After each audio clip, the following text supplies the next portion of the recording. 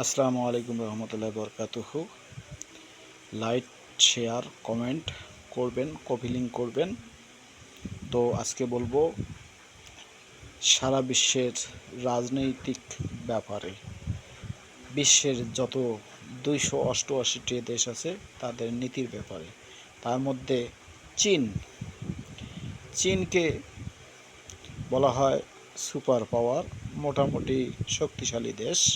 তবে তাদের নীতি হচ্ছে খুবই সুন্দর নীতি।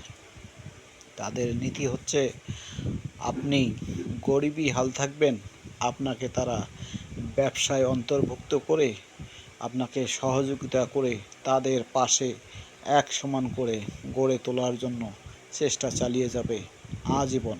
আপনার উপর ক্ষয়ক্ষতি করবে না তারা, কিন্তু আপনাকে যা সহযোগিতা করে আপনাকে উপরাঙ্কে নেওয়া যায় সেই চেষ্টাই করবে।